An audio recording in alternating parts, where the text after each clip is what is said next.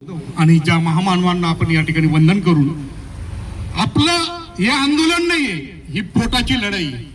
आमचे हे बांधव कोणाचा आरामाचं घेत नाही, दिवसभर कष्ट करतात, सकाळी 4 वाजेपासून उठून लोटगाडीने तिथे व्यवसाय करणारा हा माझा बांधव आहे. याला कोणाशी काही घेणं देणं नाही, पक्षाशी नाही, कशाशी नाही. त्याला फक्त त्याच्या पोराशी आणि त्याच्या प्रपंचाशी घेणं देणं आहे. अशा माणसाच्या पोटावर मारण्याचं महापाप या इथला आयुक्त मॅडम, पोलीस प्रशासन आणि ज्यांना अडचण होत होती या लोकांची, ज्यांच्या गल्लीतले रस्ते गुडगुडीत झाले त्या लोकांना यांची अडचण होते.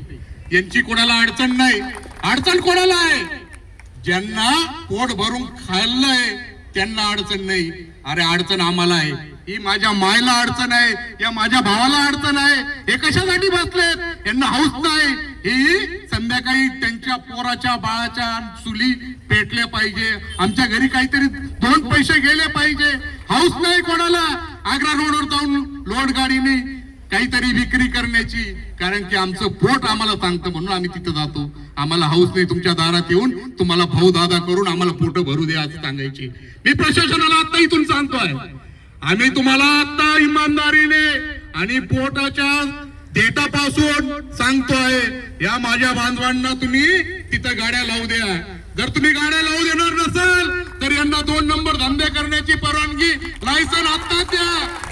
हे 2 नंबर धंदे करतील आणि पोट भरून खाऊ घालतील त्यांच्या पोरांना. पण आमच्या रक्तामध्ये नाही. आम्ही श्रमकरी, कष्टकरी, वंचित माणसं आहोत. आमचं रक्त हे घाम आणि पाण्यानं एकत्र येऊन झालेलं इमानदारीचं रक्त आहे.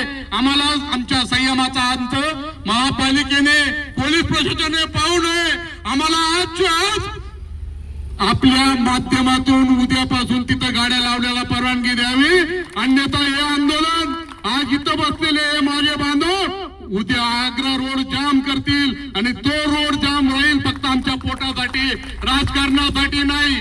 आम्ही राजकारणाची भूमिका राजकारणाच्या वेळेस घेतो. वंचित बहुजन आघाडी, श्रद्धा बाळासाहेब आंबेडकरांची शिकवणीतले लोक आम्ही आहोत. आम्ही कोणाच्या पाठीवर मारत नाही, कोणाच्या पोटावर मारत नाही, आम्ही डायरेक्ट तोंडावर मारतो, कारण की आमच्यात ताकद आहे या महापुरुषांच्या विचाराची. अरे गरीबाला काय छेडतात? तुम्हाला जर अतिक्रमण काढायचीच आहेत तर श्रीमंतांनी जिथं बांधलेले ते अतिक्रमण काढा. त्याचा शोरूम 50 लाखाचा आहे. अरे माझी लोड गाडी फक्त 1500 रुपयाची आहे, त्याच्यावरचा माल 1000 रुपयाचा आहे. याला काय छेडतात? छेडायचं तुमच्या बरोबरच्या माणसाला छेडा, यांना छेडू नका. हीच तुम्हाला निर्वाणीचा आणि एक वंचित बहुजन आघाडीच्या वतीने शेवटचा इशारा आणि आमचा पाठिंबा तर यांना आहे.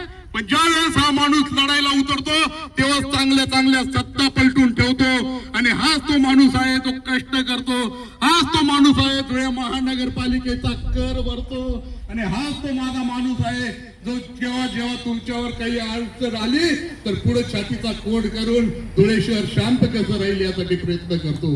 आम्हाला कोणाशी झगडे करायचे नाही, कोणाशी मारामाऱ्या करायच्या नाहीत. फक्त आमचा पोटा पाण्याचा प्रश्न सुटला पाहिजे. म्हणून आम्ही तुम्हाला विनंतीपूर्वक हात जोडून विनंती करतो, हे हात खोलायला लावू नका. अशी चांगली पिढी जी इमानदारीने या शहरात राहते त्यांना 2 नंबर धंदे करायला मजबूर करू नका. पोलीस प्रशासनालाही आमच्या हात जोडून विनंती आहे, आम्ही तुम्ही आखून दिलेल्या ज्या मर्यादा आहेत त्यातच धंदे करतो. आमचा कुठलाही गाडीधारक कोणाच्या विरोधात जात नाही. कोणाला तुम्ही आलेली पावती इमानदारीत भरतो आणि मग आम्हाला जर तुम्ही असे छेडत असाल तर कोणासाठी तुम्ही हे करतायत याची नावं जाहीर करावी. आमच्या या बांधवांना सोमवारपासून त्या ठिकाणी व्यवसाय करण्यास परवानगी द्यावी. वंचित बहुजन आघाडी धुळे शहर, वंचित बहुजन आघाडी महाराष्ट्र राज्याच्या वतीने आदरणीय बाळासाहेब प्रकाशजी आंबेडकर साहेब यांच्या आदेशाने आम्ही तुम्हाला या ठिकाणी जाहीर पाठिंबा देतो आणि या लढाईत आम्ही सदैव आपल्या सोबत आहोत. एवढं सांगून माझे 2 शब्द